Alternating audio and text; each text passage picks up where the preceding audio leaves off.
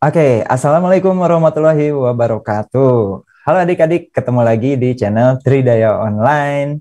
Kali ini kalian ditemani sama Kak Erik dan Kakak kali ini akan ngebahas basoan PAS gitu ya. Bahas soal-soal untuk persiapan PAS semester ganjil 2021 sekarang ini ya.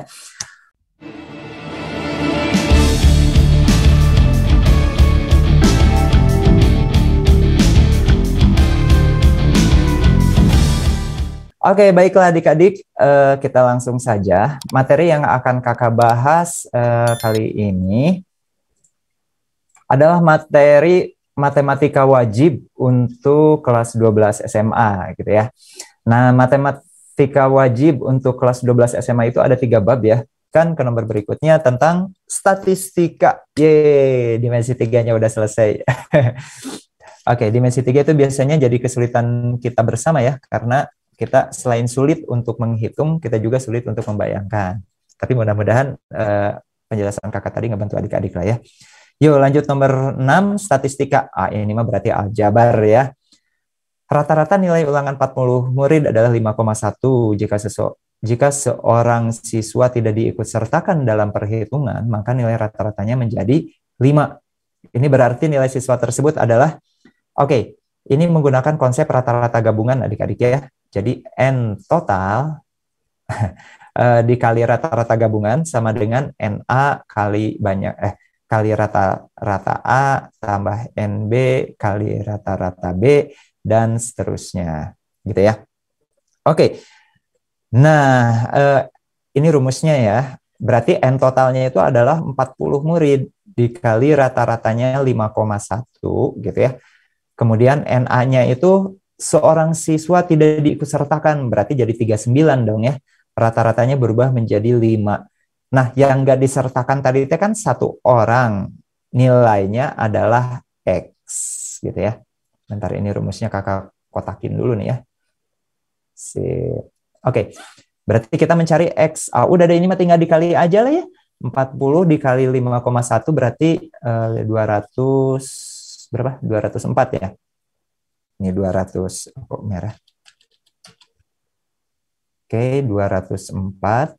Kemudian sama dengan 39 kali 5 itu berarti 195 ya.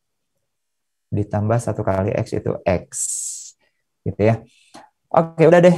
Berarti X-nya 204 dikurang 195 yaitu 9. Ayo, gampang banget ya. Jawabannya adalah D. Yuk lanjut nomor 7. Diketahui data sebagai berikut. Nah, sekarang ada datanya, data kelompok ini adik-adik ya. Jika rata-rata dari data di atas adalah 83,8, maka nilai X-nya berapa? Oke. Untuk rata-rata sebetulnya adik-adik boleh tinggal, udah aja Kak, kali-kaliin aja, jumlahin, bagi banyaknya frekuensi, boleh gitu ya. Berarti itu teh adik-adik menggunakan rumus yang sigma fiksi per sigma F. Ini boleh. Tapi itu ini bagus kalau misalkan adik-adik jago ngitung ya. Karena kalau misalkan adik-adik nggak boleh pakai kalkulator, misalkan lagi SBMPTN, itu tidak recommended rumus ini. Kakak akan menggunakan rumus yang menggunakan rata-rata sementara. Ditambah sigma VC per sigma F kali P. Nah, kakak menggunakan rumus ini. X bar S-nya itu rata-rata sementara. Rata-rata sementara itu kita pilih yang mana bebas. Kemudian C ini kode, nanti kakak terangin lah ya, kode itu maksudnya apa. Kemudian P itu panjang kelas. Oke, kemudian sigma F berarti jumlah frekuensi ya. Nah, yang atas ini sigma VC, berarti ini harusnya dikurungin adik-adik ya. Jadi jumlah dari F dikali C gitu sebetulnya ya. Oke, berarti selanjutnya ini kita perluas ya si kolomnya. Oke. Nah, gini ya. Kita bikin kolom-kolom tambahan. Langkah pertama sebelum menggunakan rumus yang ini, kita harus mencari dulu XI. Pakai warna biru aja deh. XI itu nilai tengah ya, nilai tengah antara 73 dan 77, itu tambahin bagi 2 gampangnya, jadinya 75. Kemudian panjang kelasnya, P-nya, ini sama dengan 5 ya. Cara ngitungnya itu dikurang ke atas adik-adik ya. Jadi hati-hati, bukan dikurang ke pinggir, bukan 97 dikurang 93, tapi dikurangnya ke atas. 97 kurang 92 atau yang mana aja bebas sama adik-adik ya. Itu panjang kelasnya.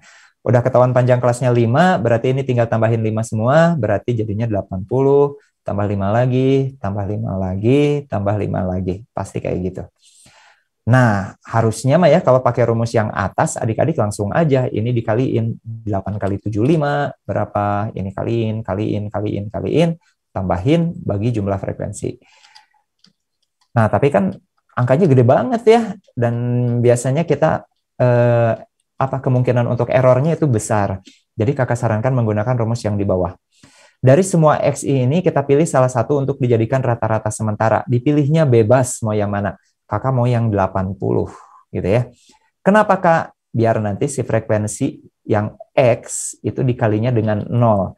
Karena kode untuk yang dipilih jadi rata-rata sementara itu 0. Ke bawahnya nambah 1. Jadinya 1, 2, 3, dan seterusnya kalau masih ada. Ke atasnya berkurang 1. Yuk, berarti di sini tinggal mencari F kali C. Ya. F dikali C. Berarti setiap F dikali setiap C. Nah, yang tadinya 8 dikali 75, sekarang masih 8-nya dikali min 1. Jadinya min 8. Kan lebih gampang hitungnya. X kali 0, 0. 18 kali 1, 18. 16, 12. Udah deh. Ini kita tambahin semua. 10, 20, 38 ya. Yang ini juga kita jumlahi. Oke. Bukan 38X adik-adik ya, tapi 38 ditambah X. Udah deh, tinggal kita masukin. Rata-ratanya diketahui 83,8. Ditambah rata-rata sementaranya, tadi kita pilih 80. Oh, kok ditambah sih? Sama dengan ya. 80 ditambah sigma Vici-nya, yang ini, 38. Per sigma F-nya yang itu, 38 plus X kali panjang kelasnya 5. Yuk, tinggal dihitung nih. Kita mau mencari X ini nih. Berarti 80 kakak pindahin ke ruas kiri, jadi mengurangi ya. Jadinya 3,8 sama dengan, oke, yang 38-nya nggak akan kakak kali 5, cukup ditulisin aja. Kenapa? Karena sama kakak mau ditukar ini sama ini. Oke, tukar posisi. Jadinya 38 plus X sama dengan 38 kali 5 per 3,8. Nah, kenapa tadi nggak kakak kaliin? Karena 38 ini bisa dicoret. Jadinya 10 kan ya. 10 kali 5 itu 50. Jadinya X-nya sama dengan 50. 38 yang ini pindah ruas ke kanan, dikurangi 38. Oke, jadi jawabannya adalah berapa? 12 ya, 12. Oke, jadi jawabannya yang B. Oke, lanjut nomor 8. Wah, statistik cepat ini ya. Oke, memperoleh nilai yang berhasil adalah siswa yang memperoleh nilai lebih dari 52,5. Maka banyaknya siswa yang berhasil. Nah, ini sebetulnya jarang ada yang, bukan jarang, tidak banyak tidak banyak sekolah yang mengajarkan tentang ini. Sebetulnya ini adalah aplikasi dari kuartil, rumus kuartil, persentil yang kayak gitu adik-adik ya. Rumus kuartil itu kan tepi bawah ditambah I per 4N, tergantung kuartil keberapa ya. Kalau kuartil ke-1 berarti 1/4, kuartil 2 berarti 2/4, dikurangi frekuensi kumulatif kelas sebelumnya per frekuensi dikali panjang kelas. Ini rumus kuartil ya. Nah, di nomor 8 ini adalah batas lulus atau KKM nih, 58,5 itu. Itu sebetulnya rumusnya itu mirip dengan rumus kuartil, kakak tuliskan ya. Di sini itu adalah batas lulus sama dengan tepi bawah ditambah, nah yang I per 4N-nya berubah menjadi banyak yang tidak lulus. Ingat ya, NTL. N itu banyak yang tidak lulus. Kesananya sama, dikurangi F kum per F kali P.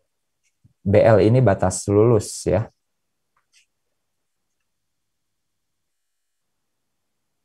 batas lulus. Nah, yang NTL-nya ini adalah banyak yang tidak lulus. Oke, FKUM itu sebetulnya ini frekuensi kumulatif kelas sebelumnya, tapi kakak bilangnya gini, jumlah dari F kelas-kelas sebelumnya. Sebelum, maaf kehalangin ya, ada kakak di situ. Kelas sebelum. Oke, nah yang F di sini hati-hati, bukan jumlah frekuensi, tapi F di situnya, F kelasnya gitu ya. Maksudnya apa? Yuk kita lanjutkan. KKM-nya 52,5, berarti 52,5 itu posisinya ada di sini nih ya, ada di 51 sampai 60. Nah, yang FKUM itu adalah yang ini, jumlahin semua. Yang F itu adalah F di situnya, yang 10. Gitu. Udah deh, tinggal kita masukin. Panjang kelasnya berapa ini adik-adik? Dikurang ke atas, ingat 10 ya. Yuk, tinggal masukin. Batas lulusnya 52,5 sama dengan tepi bawahnya. Ingat tepi bawah itu yang kiri ini dikurangi 0,5 ya. Jadi 50,5 ditambah banyak yang tidak lulus. Yang mau kita hitung, dikurangi FKUM-nya 5. Ini ya, 311 per F di situnya 10 kali panjang kelasnya 10. Oke, ini enak banget nih ya, 10-nya coret. 50 setengahnya pindah ke kiri, jadi dikurang jadinya 2, sama dengan NTL min 5. NTL. Berarti NTL-nya banyak yang tidak lulusnya, 2 ditambah 5, 7. Hati-hati, ini banyak yang tidak lulus ya, yang ditanyanya siswa yang lulus, berarti N yang lulus itu jumlah siswanya tadi berapa? 30 ya. Tinggal 30 dikurangi 7, yaitu 23. Udah deh, jawabannya adalah yang C. Oke, mudah-mudahan gampang ini ya. Adik-adik bisa paham, bisa ngerti. Kita lanjutkan ke nomor berikutnya, nomor 9. Yuk, di nomor 9 ini ada sebuah histogram, adik-adik ya. Nah, histogram itu tergantung orang yang bikin soal. Kalau dalam hal ini, angka-angka yang di bawah ini ya, yang di sumbu X, ini sudah merupakan tepi bawah. Ini adalah tepi bawah kelas yang ini. Yang ini berarti tepi bawah kelas berikutnya. Gitu ya. Jadi semua yang ada di sini adalah tepi bawah, kecuali yang ini terakhir tentunya ya. Dia tepi atas kelas sebelumnya. Nah, karena dia itu udah tepi bawah, jadi jangan dikurangi 0,5 lagi adik-adik. Tapi ada juga soal yang menggambarkan histogramnya kayak frekuensi biasa. Aduh, maaf ini jelek. Nah, gini lah ya. Jadi di sininya itu misalkan 11 sampai 15 gitu. Jadi emang ditulisin kayak gini gitu ya. Nah, kalau ini mah berarti dia dianggap sebagai sama seperti tabel distribusi frekuensi. Jadi kalau mau nyari tepi bawahnya dikurangi 0,5. Yuk, sudahlah kita lanjutkan lah ya. Yang ditanyanya adalah modus. Yuk, rumus modus itu apa? Modus itu adalah tepi bawah ditambah D1 per D1 tambah D2 kali P. Tepi bawah adik-adik udah tahu, panjang kelas udah tahu, tinggal D1 dan D2. Ya, D1 itu adalah selisih frekuensi dengan kelas sebelumnya. Kalau D2, selisih frekuensi dengan kelas setelahnya. Oke, modus itu yang paling banyak ya. Berarti kalau kita lihat di sini, kita pilih dulu. Ini adalah kelas modus. Aduh, ya yang inilah ya. Oke, yang ini gimana nih? Di checklist aja lah ya. Ini adalah kelas modus. Berarti D1-nya itu selisih yang ini. 18 dikurang 12, berarti 6 D1-nya.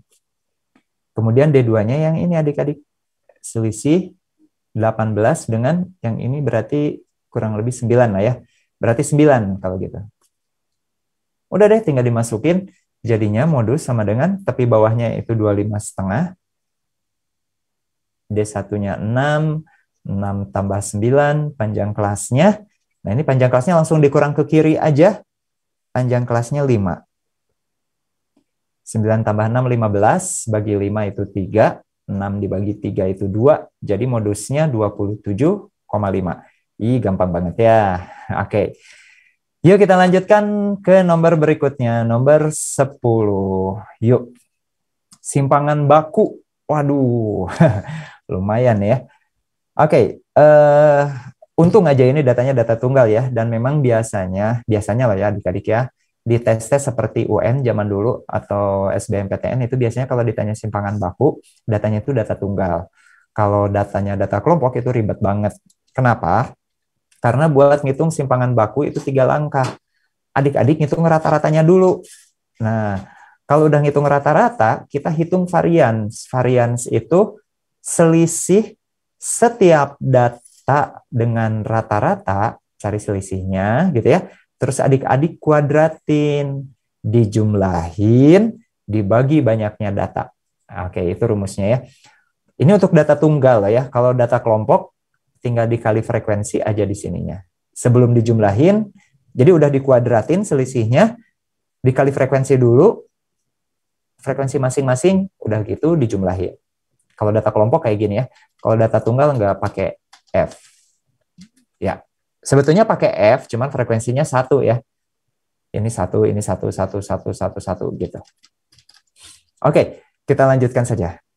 Kalau udah dapat variansnya, nah simpangan bakunya itu tinggal akar dari varians. Jadi gitu ya, 3 tahap. Kalau datanya kelompok, nyari rata-ratanya aja rada ribet kan ya. Apalagi ngitung yang ini nih di sini. Waduh, gede-gede angkanya. Yuk kita lanjutkan saja. Berarti rata-ratanya itu 3 tambah 5. Langsung sajalah kita tambahin lah ya. Berarti 8, 16, 22, 27, 36 ya. 36 dibagi 6. Berarti 6. Rata-ratanya 6. Kemudian kita hitung varians. Nah, 3 sama 6 sama rata-rata, selisihnya berapa? 3 dikuadratin. Kemudian 5 sama 6 selisihnya 1 dikuadratin. Seterusnya semuanya ditambahin. Oke, yang 8 itu 2, yang 6 itu 0, yang 5 itu 1, yang 9 itu 3. Nanti dibagi banyaknya data itu ada 6. Jadinya 9 tambah 1 tambah 4 tambah 0 tambah 1 tambah 9. Berapa nih? 10, 14, 15, 24 ya. Oke, 24 per 6 adalah 4. Nah, hati-hati ini masih varians. Jadi simpangan bakunya adalah akar 4, yaitu 2 jawabannya. Oke. Itu statistika aljabar banget ya selama adik-adik tahu rumusnya, ngitungnya nggak salah, itu aman sebetulnya statistika ya.